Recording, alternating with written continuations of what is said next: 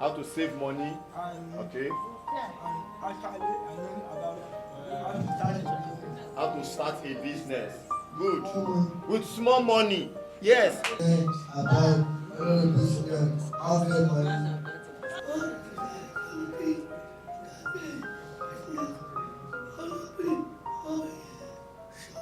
Shop. Okay, so she said she has not about business and she wants to open a shop. You have right to? Not to marry. Right to marry. Can you do it in your mommy's house? Right to? Not to walk. You have right to walk, okay? Right to life. What? Right to what? Life. Right to life. Right to do business. Right to do business. I love this. In working farmer, I work before. Good. It's not something a woman alone can do. It involves both the parents. Because most of our men, once they detect that the child is having problem, they leave everything to the lady to be going about, you are the problem, maybe you know how to find, but it's the work of God. Because during the period of said division, nobody was there. Come along, they're having the same problem like Down syndrome. I only encourage them that there is always ability in disability. That is, they will become what God ordained them to become, no matter how it's going to be. Their journey may be slow, may be retarded in a form, but I always encourage them that they should hope in the Lord. My own advice to the parent is that he or she should not use food in a child born with Down syndrome. They have IED potential in there, and they are very talented, that we should not use food for food, and that we should come to a place like this so that we can embrace whatever it comes to do in the future.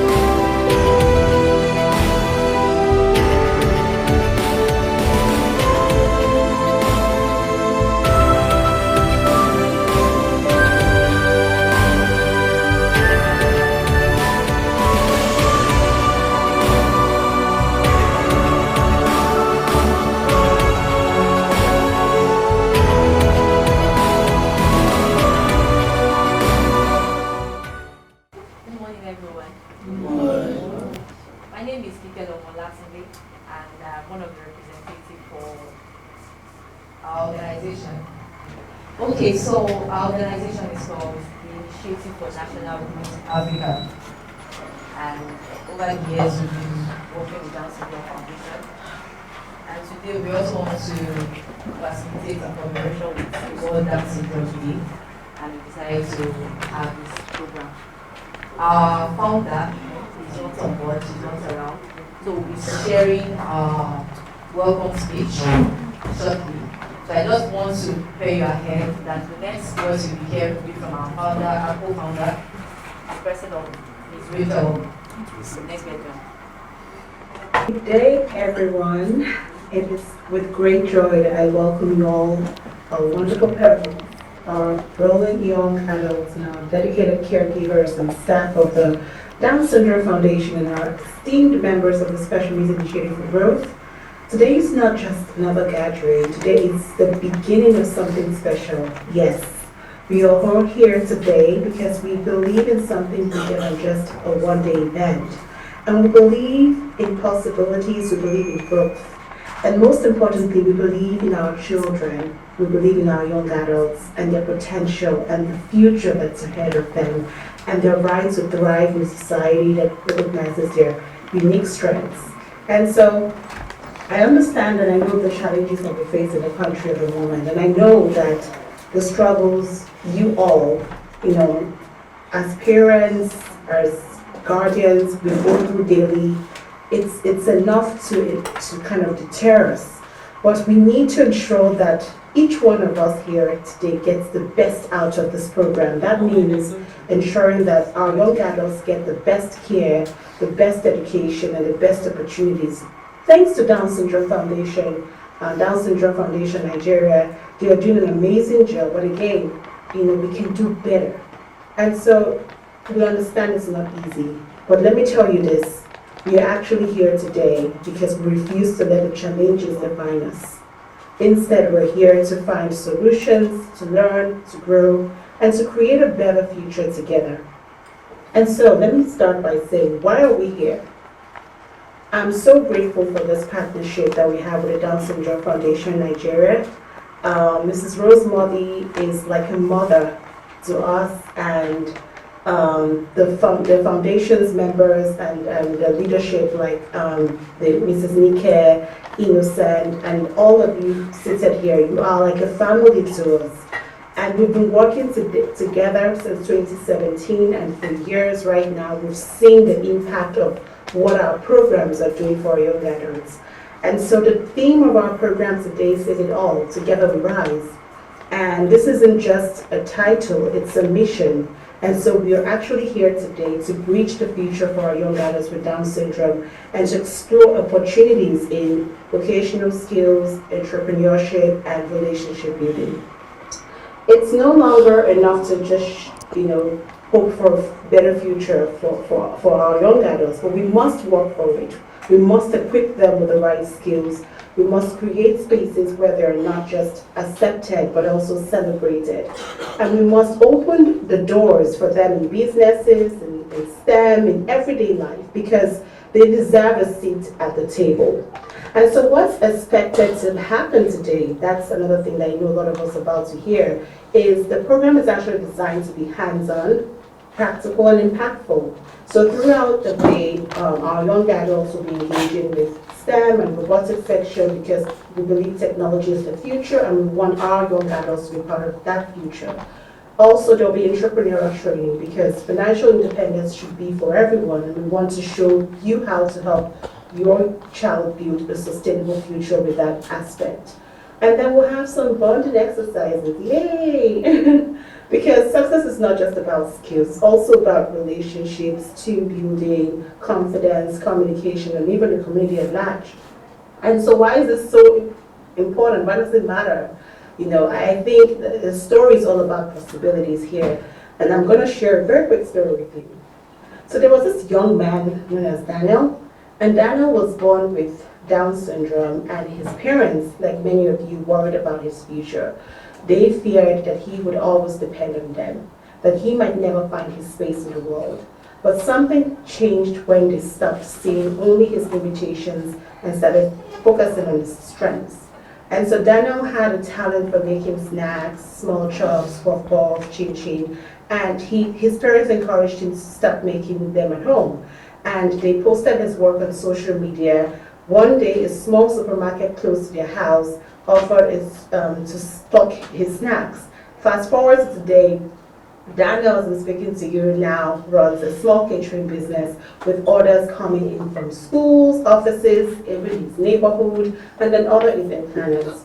So actually, what changed for Daniel? His parents saw that possibility. They all believed in him. His family members, his neighborhood, they acted like stakeholders in his engagement to see him shine, and Daniel is shining right now.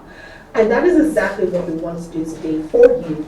We want you to open your mind, that mind to see what possibility is for your children, what possibilities is for not just managing your child, as capable, but what other talents they have aside being capable. Your child is full of potential. And so the question is, are we ready? Are we truly ready to nurture that potential? And so I will say your role as parents and caregivers is that this program is not just for our young adults, it's also for you as well. And so I feel like the parents and the caregivers are the first teachers, okay? Because they learn not just from the home, which is the central unit, but also within the DSFN as a home for them. They also learn with their teachers, with their self-advocates, colleagues, as well as other cheerleaders who love and cherish them. And so if we do not see the possibilities, how can we expect the world to see that. So we actually need to learn new ways to support our children because the world is evolving. We must evolve as well. And we need to be open to new ideas. Today is not just about what we know, it's also about what we can learn. So take this program really seriously, I beg you, please, because what we do today can shape the future of our children for years to come. And like I would say, moving forward, what happens after today? My own goal, or our organization's goal, is that this is not a one-day conversation. We don't want it to be a one-off, no. For us, it's the beginning of something much bigger. And so we're seeing Special Needs Initiative for Growth and Down Syndrome Foundation in Nigeria, monitoring the impact of this program. Our goal is to take your feedback, track the progress, and ensure that today is not just one of those days where we just we check the box and dance. It's not a moment, but it's actually a movement. I want to call that word the movement. And we want to see parents collaborating, forming networks from today, and pushing for better opportunities for your kids. We want to see young adults applying the skills that they learn today in practical ways. And we're not here for just hopeful talks. No, we don't want pitiful talks and hopeful talks. We're here for action. We're here for a real social change. And so in closing this remark, I just want to say that if you leave here today thinking, oh, well, that was a nice program, then we have failed. That's the truth. But if you leave here thinking, oh, wow, what can I do differently for my child, for my children, then guess what? We have succeeded. Because at the end of the day, it's not just about what we do here, but it's also about what we do next.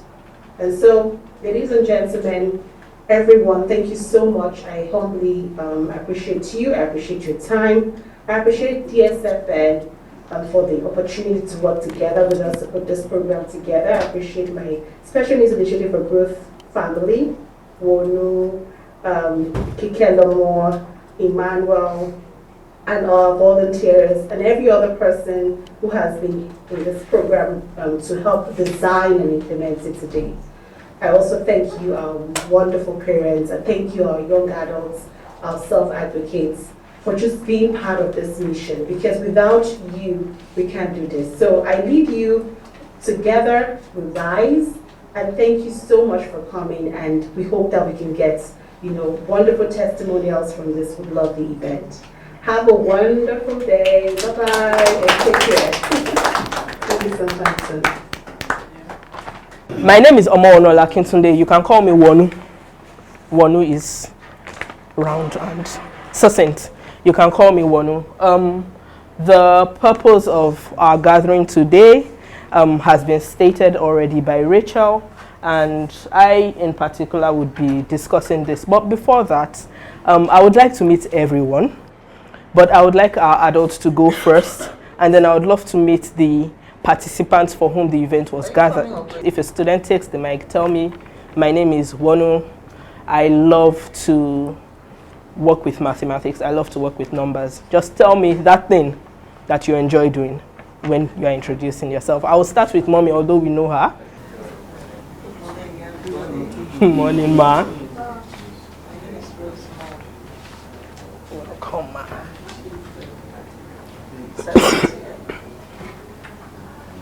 I love to see people do things in life. Thank you very much, Ma. Good morning, everyone. Good morning. My name is Barbara. I love socializing with families and friends. Thank you very much. My name is Tomisi Otsuru. Thomason. I think right marriage. I love my sister so much. She says she loves her sister so much. Okay, thank you. Good morning, everyone. Good morning. My name is Uwabu Momokure Deshoshino. I love cooking. Thank you, Ma. My name is Ade Arbo Mrs. I love to pass mathematics and people's life. Thank you. I want you farmer.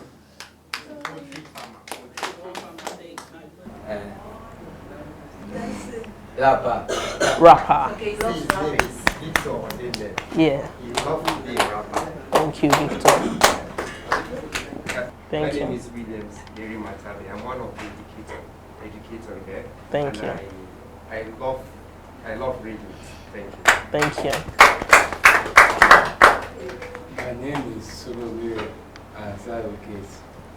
I learned about poetry and the camera. Okay. Thank you. Photography. My name is Awele Modi and photography. Thank you. My name is Yabodi. I love learning new languages. Oh, thank you. My name is Emmanuel. I love reading. You skipped her. And we've not. Okay, yes. My name is Aloma Jainkichine. Good morning. Educational therapist. I love putting a smile on people's faces. Thank you. My name is Kofa. I'm a science physicist. And I love doing computer things. I'm a dream cap. Okay, thank you.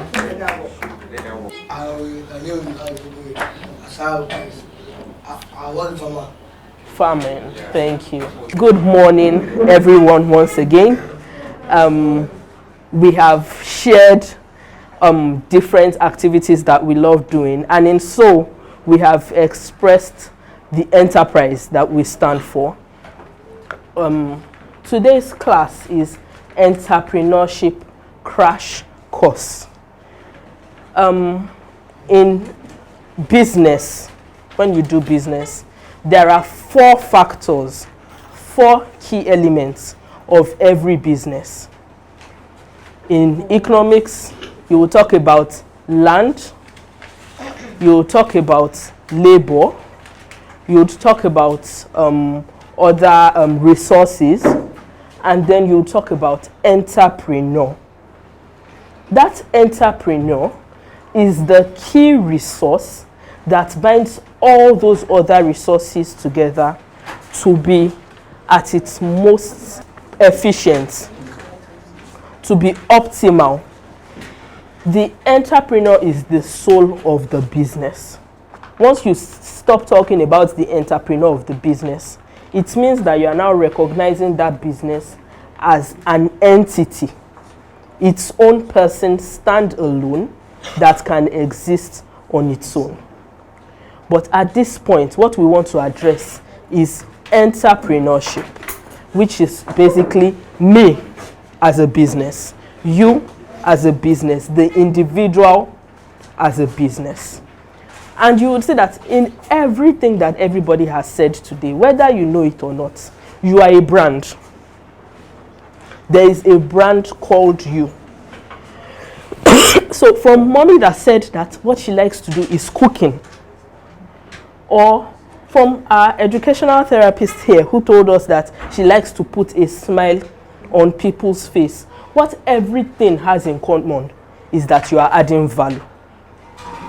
All the mentions that we've made today, it is the crux of it, the foundation of it is that everybody is adding value. So I would go through these slides, but while going through the slides, I would also hope that as much as I deviate from what is being said and I don't stick to A is for apple as I've written it here, that we would eventually arrive at the focus, the learning objectives, which I have stated in this course. So welcome once again. It's as if I knew how we would sit. Welcome to this class once again. Okay, so what are our learning objectives? Oh, sorry. What is our goal for this class? Turns out my font is smaller than I thought. Okay, so at the end of this class, everyone would understand the basics of entrepreneurship. You would be able to answer the question, what is entrepreneurship? And you would be able to say the characteristics, the features, the things that make an entrepreneur a successful one. Secondly, we would be exploring business ideas. And at the end of this class, we would have explored, and you would be able to explore further business ideas. You would be able to recognize the small opportunities that are suited to your strengths, your passions, the skills that you have already started building on. You would also be developing further business skills. We would learn about money management, how to earn, how to save, how to spend. We would also talk about customer service, how to put a smile on people's face. We would also gain hands-on experience. We would role play business operations, packaging, dispatch. We would role play, different aspects of that. We would build confidence in our communication as much as possible. We would try a problem-solving skill. So we would have one single illustration, and then based on that illustration, we would run a business, an imaginary business. And then we would discuss the next steps for starting a business, identifying your support system, and marketing techniques, simple marketing techniques. If you are with me, just a wave. Do you understand so far? Do you have any questions? No question? Okay. So, what is entrepreneurship? It's here. It is the process of starting or running a business. And it starts from identifying maybe a challenge in your community, a need in your community, a gap, or a skill that you possess. Sometimes there is no need. Sometimes there is no challenge. You just have an initiative. And why? Because you just want to make the world a better place. Because you recognize that you are a person, you have value, and you can offer that value to the people around you. And so we have here 4 types of entrepreneurs. We have small business entrepreneurs, we have social enterprises, we have scalable startups, and we have innovation. A small business entrepreneur, a farmer, you are running a small business. A small business entrepreneur, you sell snacks, you bake. A small business entrepreneur, you are into drop shipping. There are many of these enterprises. The key factor of that small business entrepreneur is that it is me and my customer. I am the dispatch rider. Well, now we have access to making phone calls and everything. But usually, I'm the one that would make the snacks. I'm the one that would take it to go and sell. I'm the marketer. I'm the distributor. I am all in all. In that my business. I'm the beginning. And well, I'm not the end. The customers are the end. But I am everything. I have a small business. I'm buying and I'm selling. I'm making hair for people. I'm making clothes for people. Typical small enterprise. A social enterprise. When you introduced yourself, you said something. Apart from computer, before computer, you said you are an advocate. That is an example of a social enterprise. You are doing this thing to help other people. You are adding value to other people through that passion that does not necessarily come from the place of selling this phone or selling books or selling something. People may not see the item on the table that this is what they have bought. But that advocacy is a social enterprise because you are touching people's lives and impacting change and motivating them to do better, to see themselves better through your passion as an advocate. A scalable startup. The idea of a scalable startup, scalable means that it can become bigger. It means that there's an opportunity to grow it. there is prospect for it to become large. There's prospect for that business that is only you to start selling shares, to be listed on the stock exchange and become owned by maybe 1 million people that have never met you before, from America, from Canada, from Europe, from Ghana, to be a part of that business. It is there in the future, even though they may not be saying it now. And it is my belief that every idea is scalable. Practice makes improvements. I know they say practice makes perfect, but practice makes improvements. Practice makes improvements. The more I do, the better I get. The better I get. The Bible even says for the perfecting of the saints. I'm sorry, I don't know if everyone here is a Christian, but for the perfecting of the saints means that even the saint is not perfect. You are not even without sin, but you are a work in progress. So the key points being that, good morning, every business is scalable. Every idea can become bigger for as long as we continue to persist, for as long as we continue to try, to put in effort, to thrive. There is always room to become bigger. I start my business today, I'm stoning clothes manually. I keep working, I keep saving, I am diligent in my work. When I start standing before kings and not mere men, I have machines that are now doing the stoning. I now draw design and people are now putting those designs on prints for me. And like that, I have a warehouse in China. I have another one in Ghana. I have one in Aba. My business is scaling. It is expanding. And there is no single business. The example that Rachel gave is Daniel starting in his house. And by the time he's selling in one supermarket, scale A, the next one, every business has that opportunity to scale up. The final one is an innovation. Nobody knew we needed Facebook until it happened. We were writing letters, pen pal, dear Lagbaja in Lokoja. We will send it to take 2 by post, 9 posts. You will send the letter, it will take months before it gets to the person. The thing you are announcing to the person, this person is getting married, they might have done it before the person gets the letter. We didn't know that we had that need. And then somebody went and created Facebook.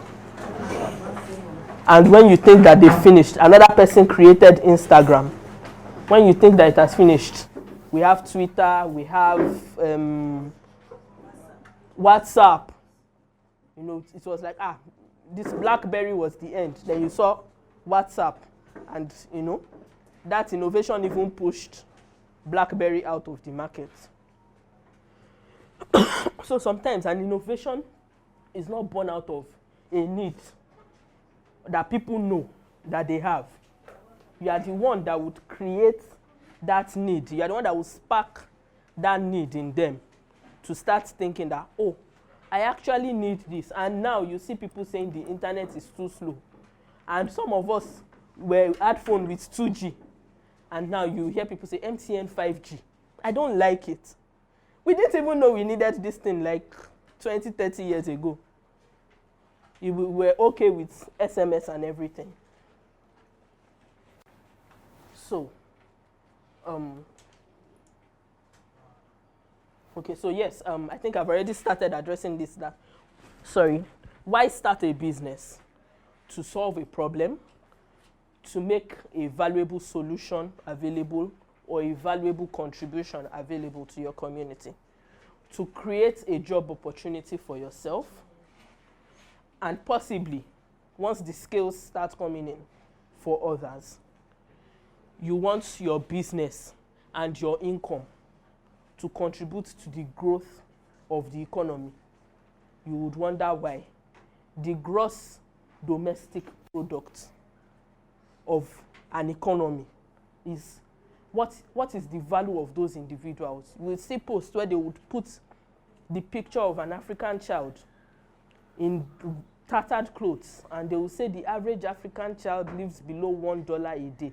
And so you see they would put that, and it is very embarrassing because it's not everybody that is living like that. But once you leave Africa and you go to UK and you meet somebody, and I'm like, oh, you're from Nigeria.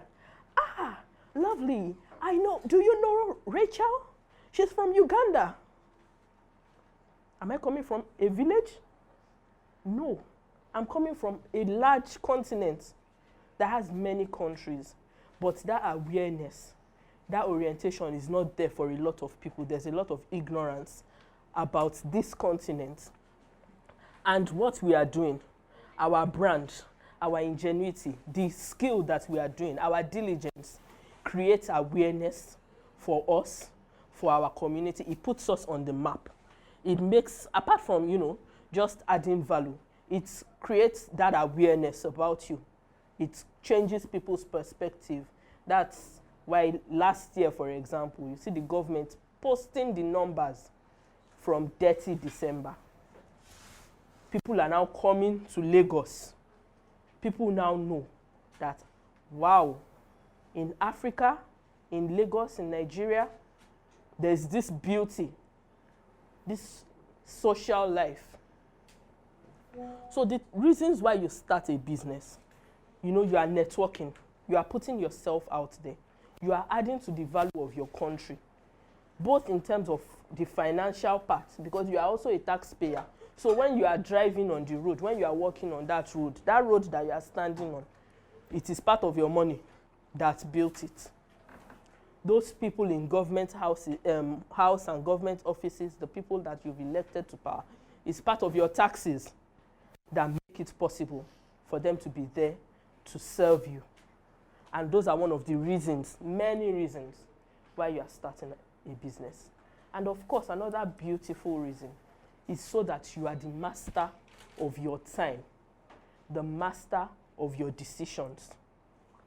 When you go to work in the morning today and you say, this morning I'm going to be at my office by 8 o'clock, I'm going to work from this time till this time. And somebody says, no, I want you to be there by 6 a.m. and not close until 9. But you have commitments to your family, and nothing allows you to get those things done better than being in charge of your time. You are working in an office and they tell you that you are chasing a contract of 200 million naira. And you get it. And everybody is happy, including your boss. And at the end of the month, your salary is the same.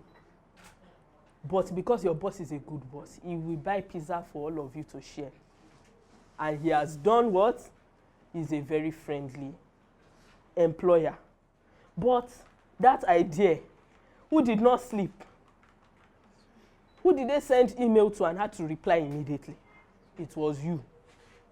But that 200 million idea, you got your normal salary and pizza with chilled Coke because you are staff of the month.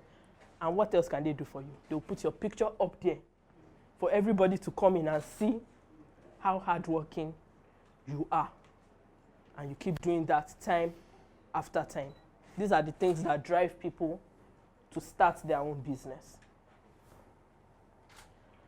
And types of small business. I put a few pictures here. This person is selling honey. This business is selling cookies, but they did design on it and it looks like something from those Korean films. And people are buying it.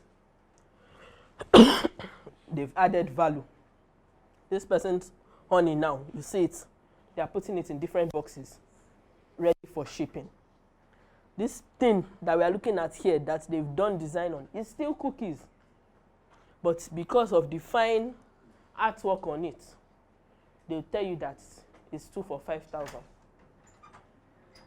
And when you tell people, I'm selling it 2 for 5,000, that person whose child is going to be turning 10 and really likes that give me a name of a cartoon, likes that SpongeBob, is going to say, I want SpongeBob cookies. And that mommy too that likes her child,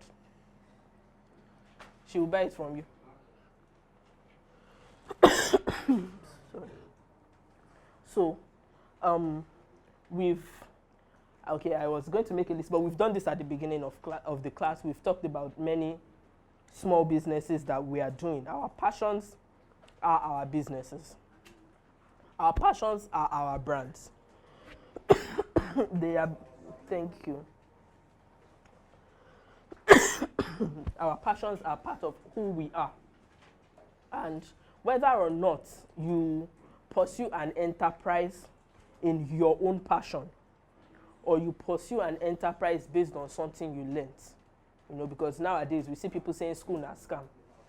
Sometimes you have to pursue what you learnt and be doing what you like on the side until what you like can now stand on its own.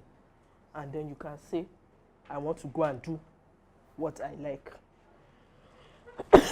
So, whichever way it is that you arrive at that final destination, just don't ever forget that your brand is you. And the greatest investment you can make is not shares, is not stock. The greatest investment you can make is to invest in yourself.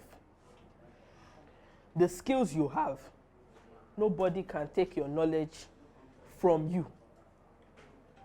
Your employer can decide to take that job, but what will you do? You carry your knowledge, your CV, your experience, your photo album. As a photographer, you take your album and you go somewhere and you show them, this is what I can do. And everybody will see the value that you are. An investment in one's self pays the best returns. An investment in your own self would give you the best returns. And we must never be averse. We must never have a thing against always learning. When we were younger, eye pencil used to be one line like this, one line like this. And then you do lip line like this and you put lip gloss. That's it. And you've done your makeup and we are good to go. But now, they will lay foundation. After they lay foundation, step by step, they will draw. They will paint here, paint everywhere. And when they finish, we'll tell you 5,000, 15,000, 20,000. Some people are even paying millions for one day's makeup because they invested in themselves and they can command you to pay that money and you will drop it because you can see the value. So, thank you. So, what are the characteristics of a successful entrepreneur? What makes you stand out as a successful entrepreneur? What makes you get there? Number one, creativity. You have to be creative. Risk-taking. You have to take well-calculated risks. Well-calculated. Emphasis on well-calculated. Why? Because I cannot tell you unless God has also told you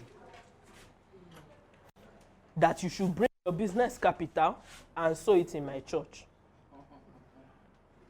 Well-calculated risk. That money, what will you do with it?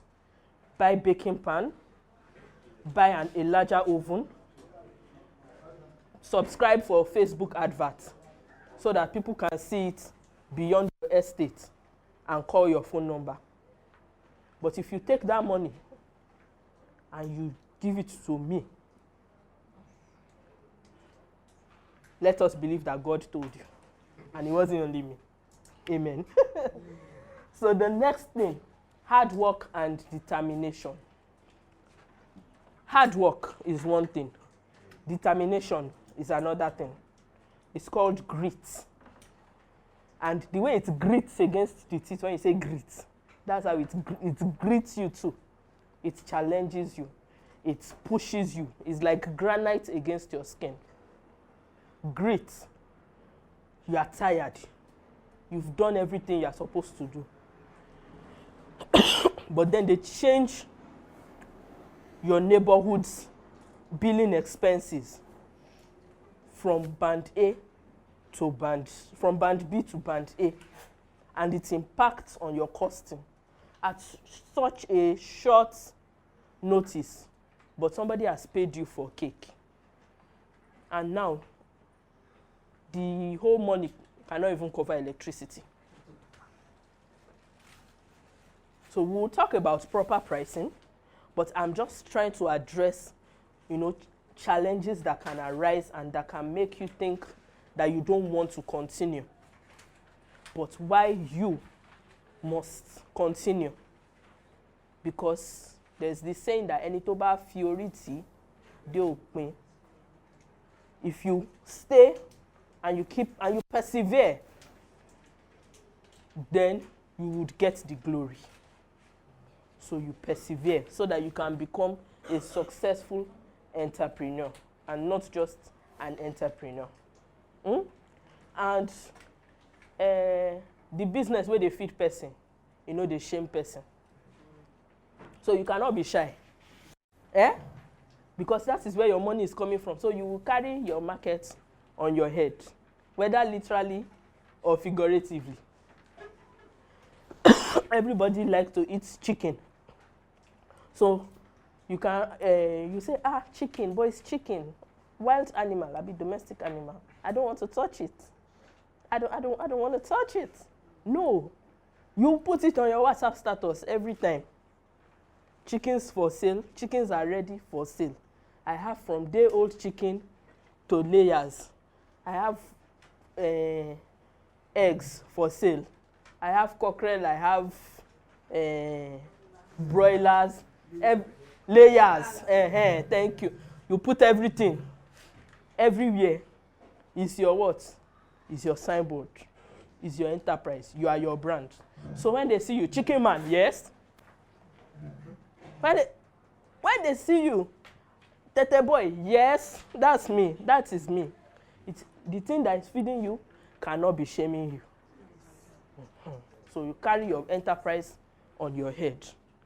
Customer focus. Understand your customers. Serve their needs. Understand your customers. Some people don't even know themselves. You are the one that will tell them that, this is your ashoke that you want to do. This is not the stoning they are using again. No? They are no longer using this one. This is the one that they are doing. When you see this end product, you will like it. And then when they wear it, everybody says that, you say, is that my tailor? Oh, sharp. That my stoner is very, very sharp. She knows what's up. It's you that will know what's going on. It's not your customer's job. It's you. You are the one that will go fashion more than your customer. Whatever you are doing, you know that your customers, they like to buy chicken, but every time they come, it's on Friday evening that they used to come and say, my husband that's traveled is coming back this night, and it's this night I'm going to cook soup for him. So I'm going to buy chicken this night, kill it and cut it. Instead of doing that all the time, why don't I sell you frozen chicken? Every time I have these chickens for sale. I've washed it, I've cut the leg and put it inside, and the gizzard, everything is washed, and I've packed it inside Ziploc. I know that you come every time to come and... So I've focused you, I've put you on my eye, and I know that this is what you need. And just like that, I'll start finding that a number of people actually trust that I've weighed my chicken well, I'm honest, and people prefer live chicken to frozen chicken. I'm just speaking hypothetically. I'm not saying for a fact. But I'm just trying to give examples of how you can focus on your customers. And you know that, there's this saying that customer is always right. No, that's not what I'm talking about. Customer is right in matters of their own taste. Customer is right about what they want. It doesn't mean that a person should walk up to you and treat you as less. You tell yourself, there is more to me. I'm 23 and more. Abi? I'm 23 and more. So that my 23 chromosomes, it means that I'm more. There's more to me than don't talk less to me as a customer. Nobody is allowed to treat you without dignity. That's not what it means to focus on your customer. You have a right to be respected by people. Nobody has the right to talk down on you or to treat you shabbily. Finally, adaptability. You can adjust to changes in the market. You can adapt to emerging things in the market. Why? Because if you don't change with the times where your business is concerned, you will fade out. If somebody is not changing with the times, the person can fade out. Let's look around us. Auntie here is wearing ready to wear. Auntie here is wearing a nice African print. Mommy is wearing African print. I'm wearing a Nigerian made cloth. It's not an abroad. This cloth I'm wearing is made in Nigeria. People want to buy things locally now. People want to patronize our local enterprises.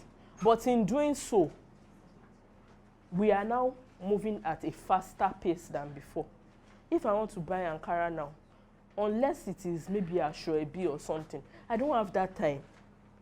So what have tailors done now to show that they are moving with the times? Ready to wear. Bespoke.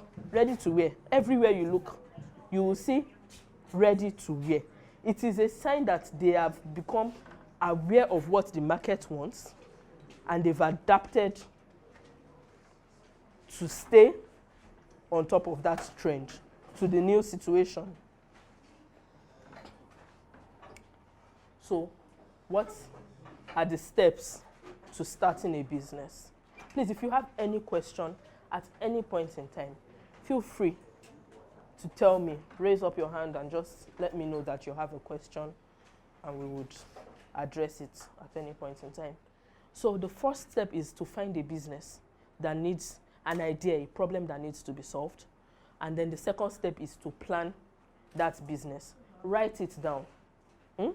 Write it down, make it plain.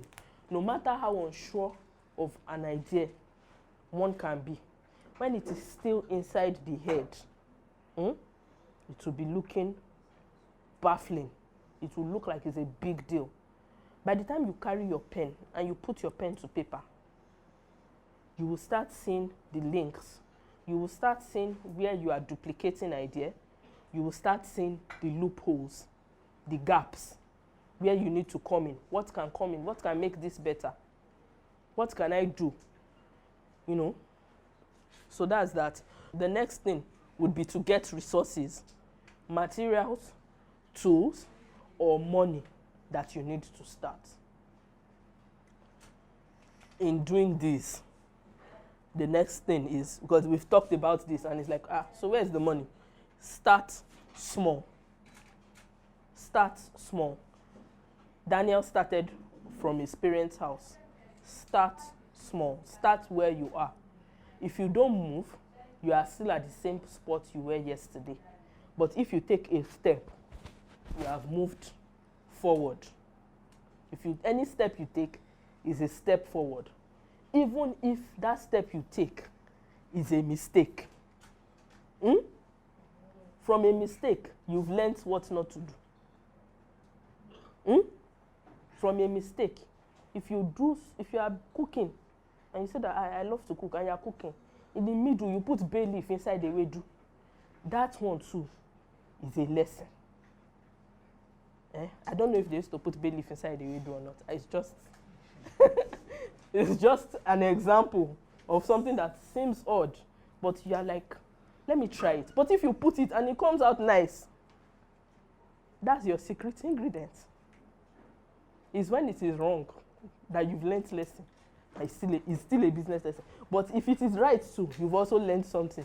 You've discovered the secret ingredients. When the ewedu is going out, you remove all the bay leaf.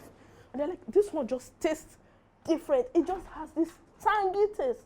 It's a secret ingredient. And what is it? And that's my secret. That's our own spice. That's what makes us different. But you would, first of all, you will take risk. You will try it. You will start small. Starting small gives you the room to make your mistake small. It gives you the opportunity to make small mistakes so that the mistake is not too big. So you don't learn that idea that God has given me to give somebody now to put bay leaf in a wedu. Don't go and do it with somebody's wedding soup. Or start it small. Do it for mommy, daddy, and your siblings.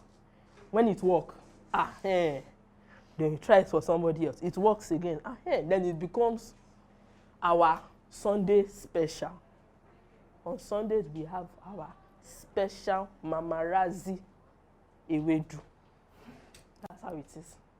But you start it from a small point. And so, the next thing is to market that business. We've said this before. The thing when they give you money, they shame you. Carry your business on your head. Hello, nice to meet you. I'm pleased to meet you too. I'm a farmer. I sell chicken feed.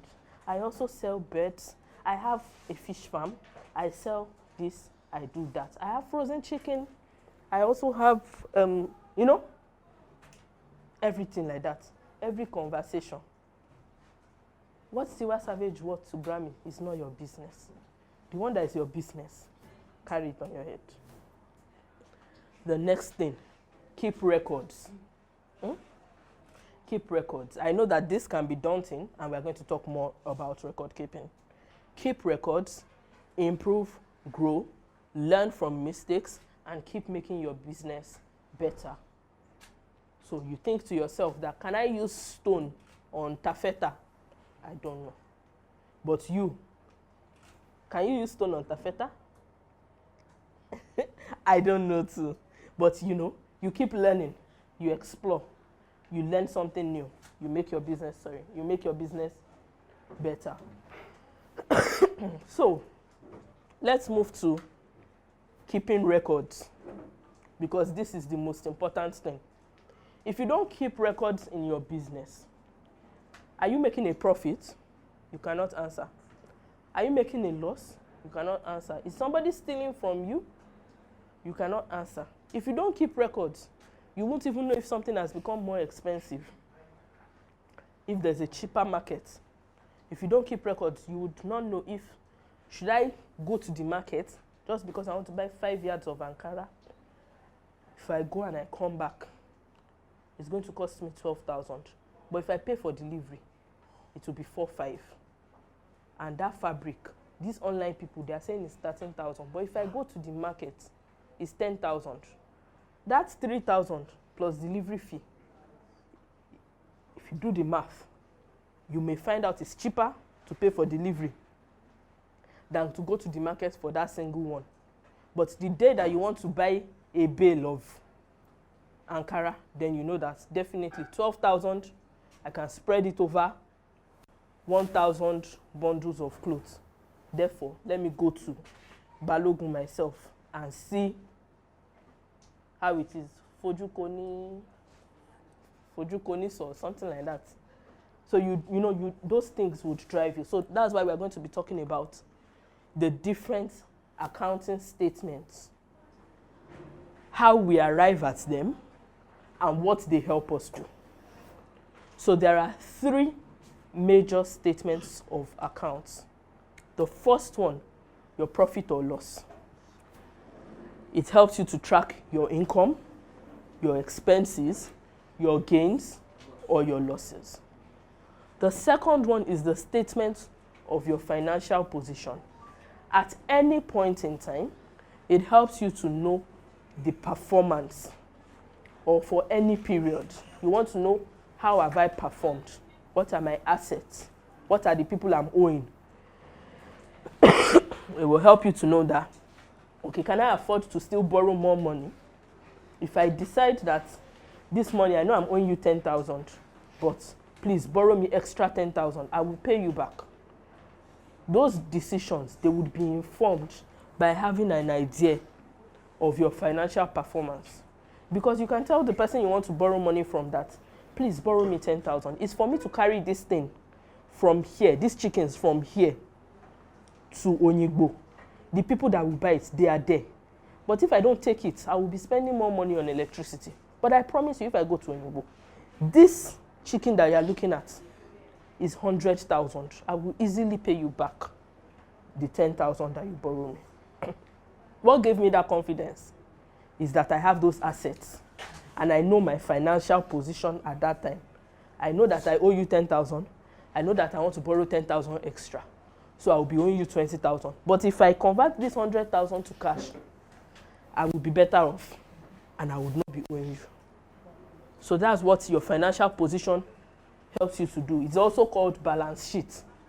That's the old and popular, more popular name, balance sheet. And finally, the cash flow. The cash flow helps you to track your liquidity. Liquidity refers to how much cash. Cash is the soap of business, is the blood of business, is what makes things flow. The cash flow tracks your liquidity. It helps you to anticipate shortage in cash. It helps you to anticipate when you will have a lot of money. If you can anticipate shortage, of cash, it helps you to plan. Because if I know that chicken really moves in Easter, but it doesn't really move during the period when people are fasting, I can also tell the person that I'm owing that I will pay you back after Easter, instead of telling them I will pay them next month and disappointing them. You don't want to disappoint people because your integrity as a person, as a brand, you keep your word. It is a key element that everybody, every entrepreneur should have. That is what will make your business grow. When you get to the stage where you want to tell people to invest in your business, that is what will make them know that he is disciplined, he is sincere, we can trust him with that money. He will grow the business.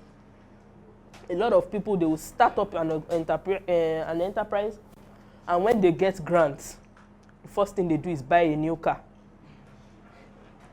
and buy designer, and they'll take pictures, Instagram, I'm here. No, you deal sincerely, you deal with integrity. It is hard. It is hard.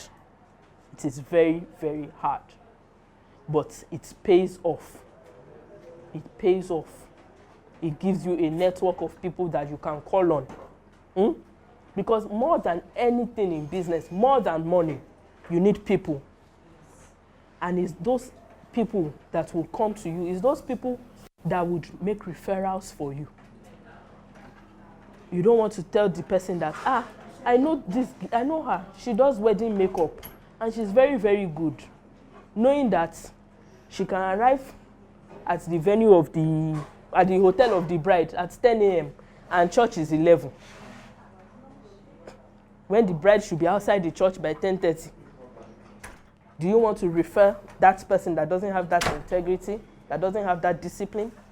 So those things like that. So let's go back to what we're talking about keeping records. So when you do business, whether you are buying and selling goods or you are buying and selling a service, you are transacting with money. You are dealing with money. Buying and selling means that there's satisfaction on both ends, and based on that, you make a fair deal. You give me money, I give you those goods. So when it is my product, I am the business. So the main source of income is from sales. Thank you. So the main source of our income is from sales. And the main source of our expense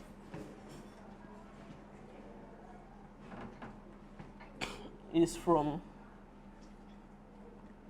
buying or purchasing. So we buy, we sell, we get income, and we incur expenses. If we do it well,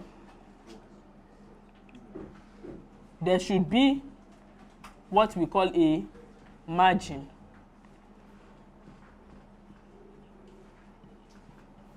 Which should be a profit, a plus. If we do it well, our buying and selling should generate a margin for us.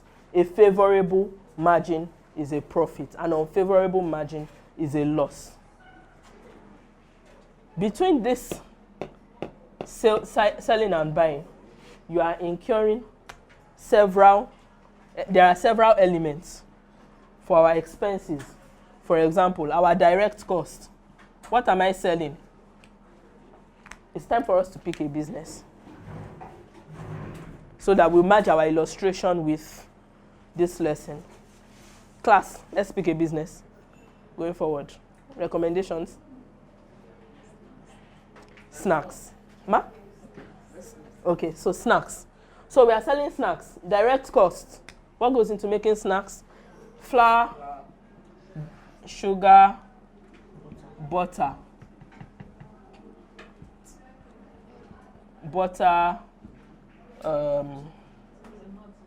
Nutmeg, etc. Our direct cost. Yes, we have flour, sugar, butter, nutmeg. Eggs, thank you. Eggs, milk. Okay, so these are the direct elements of our expense. Am I right? Yes, ma'am. Wrong, ma. Yeast, Tingle. Yeast. Oil. Flavor. So we've written it, everything. Okay. But I'm talking about the things. Thank you very much. Gas. And so on. So we say that these are the things that we consider direct costs. But all these things that we call our raw material costs, and then we now say that we finished making this cake. We bought this one for 10 naira, this one another 10 naira, everything 10 naira. So we add everything together. We say that the cost of our cake is hypothetically 100 naira. But we are wrong. We are wrong. Why are we wrong? One, we went to the market.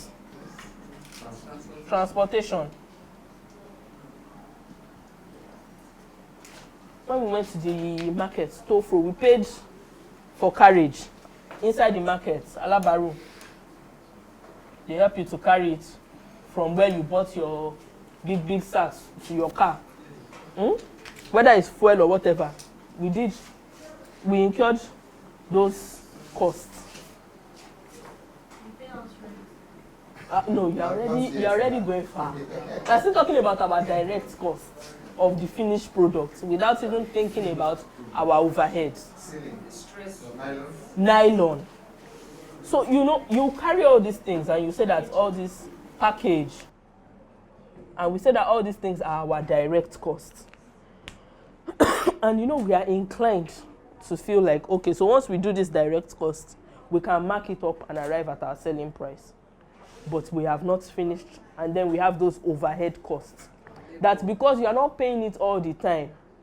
No, we are the one doing the business. We've not even gotten to the conversation of labor. It's only us. We are the all in all in this business. We've not started talking about labor. But let's even talk about labor. Mommy is right. Let's just add the labor straight. Labor. You have one person that works for you, that you pay salary. But you are not labor, ma. You are not labor. You are the entrepreneur. I know. So you will pay yourself, but you will not consider yourself as the labor. No, she's part of the labor. It's just that 9 out of 10 people don't consider themselves to be part of the labor. Most people will not do that. Because in not doing that, we are going to highlight the mistakes that arise from those things. Because you see that market run that you did. No, not the stress. The fact that while you were in the market, they carry pawpaw, you buy. They carry gala, you buy. They carry zobo, they carry coke. Everything you buy. But when you are factoring these costs, they are not there and you are not paying yourself. You just carry money from that business because you are not even paying yourself, because you not consider yourself part of that labor. When you want to buy diapers, you just put your hand inside that same paint bucket and remove it and you say, take. When you're sorry, no, Sisale, Colorado, 1 pack of Pampers and bring it for me. Take, go and buy wipes. Take, use it for lunch. Take. It's always take. It's always take. You are never costing it. So we are already discussing the elements of our expenses, the direct costs, and then the overhead. Overhead, airtime. Why? Why is my airtime overhead? Why is it not a direct cost? Why do you think I'm calling it that?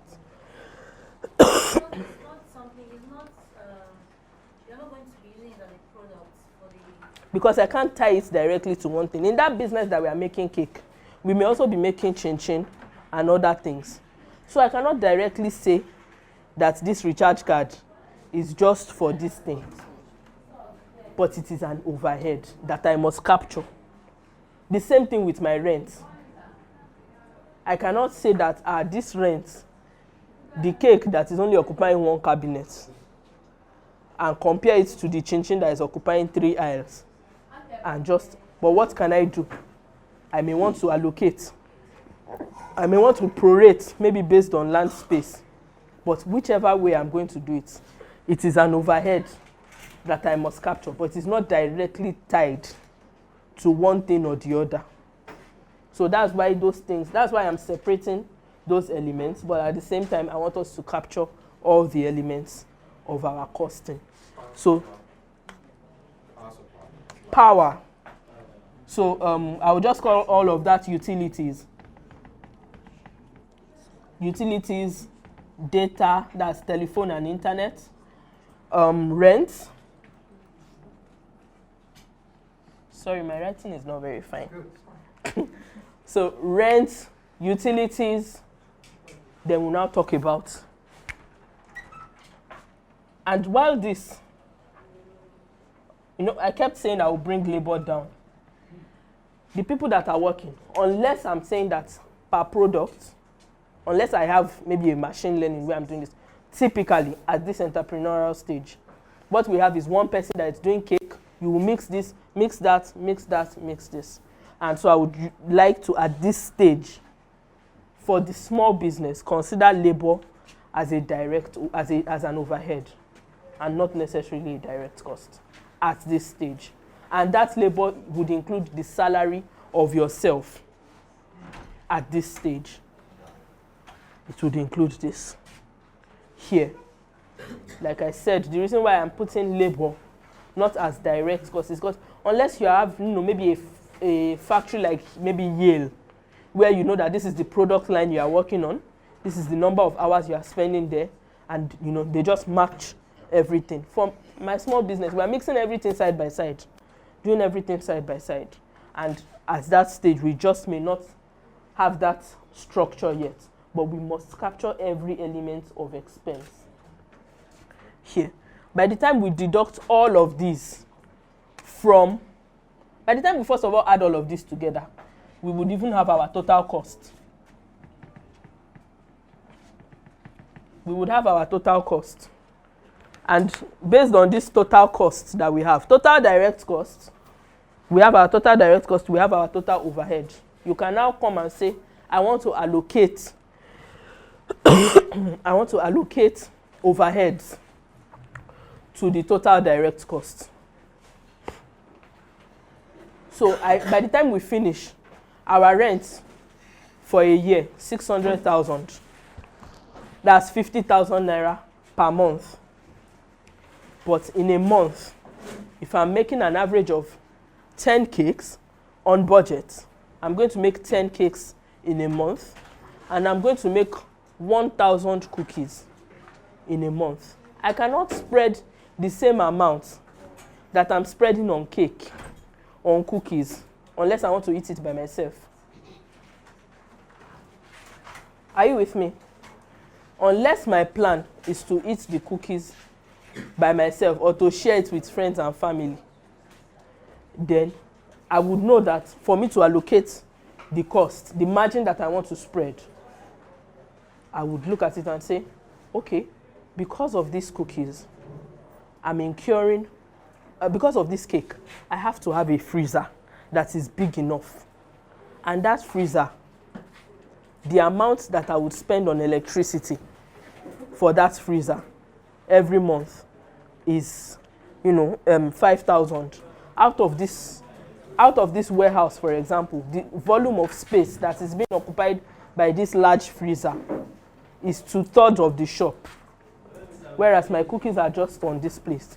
In allocating rent, I can decide to use floor space as my basis. In thinking about that, I'm saying that I now want to spread that expense in a way that 2/3 of the rent, that 50,000, I'll divide it into 3. 2 portions of it, I would spread it on the cost of the cake. 1 portion of it, I would spread it on the cost of the cookies. Instead of just saying that I should divide it into how many things did I make? 1,000 cookies plus 10 cake, 1,010. And then divide the rent by 1,010. And then the cookies will be very expensive, whereas the cake is not well priced and is very cheap. So we are talking about allocating costing and the things that we can consider in pricing, the factors that will help us in deciding what is the appropriate pricing for our items from this our shop before we arrive at the selling price, even just calculating the total cost of each item. So if I decide that, okay, 10 cakes, I want to share 35,000 on 10 cakes, that means I'm adding 3,500 on each cake. The remaining 15,000 on 150 on 1,000 cookies, that will be 15 naira on each one. But 15 naira on each cookie, if I'm packing it 10 in a pack, that's 150 for the pack of 10. And then, we allocate rent in the same way, allocate everything, just costing everything fairly and marginally. Another thing that can be considered here is demand. What is moving fast? If we track our expenses, you would know what it is that people come to you for the most. I am living here. The school that is across the road, they've made a demand for the year from me. When their teachers do birthday, I go and supply cakes on every birthday. But how many teachers do birthday? How many teachers does the school have? 15 teachers. So throughout the year, I will only sell 15 cakes to the school. Full stop. But the students, every day, before they finish break time, they come. I have donuts, I have cookies, I have puff puff, I have chin chin. Every day, donut finishes. Every day, donut finishes. But chin chin, I will still take some home Friday evening. It does not spoil quickly, but I will still take some home Friday evening. What is that feedback? By tracking that information, that feedback I'm getting is that if I have flour, I should make more of donuts and less of chin chin. It is by keeping track, because if we don't keep track, we will not be able to know that accurately. These students, they really, really like donuts, or they really can afford the donut. But keeping track would in fact help you to know that if flour costs more, you can say, I would increase donut by 20 naira and only increase chin chin by 5 naira. because you still believe that that 20 naira difference is not a deal breaker. That 20 naira will not discourage them from their purchase. So those are the things that they help us to track. And how do we keep track in terms of practical now? How do we keep track of everything? Buy Manila folder. At this stage, buy a Manila folder. Buy office folder file. That big black hard folder, have it. The Manila folder, every receipt, everything you buy, snap it to put on your Google Drive. Keep it there physically. You buy something, they give you receipt. Collect your receipt. Bless you. Collect your receipt. You buy something, you keep your receipt. You buy anything, you keep track of everything. Because that business that you are doing, that you think nobody is seeing you. I know one person at least that is seeing you, apart from God Almighty, and that's LIRS.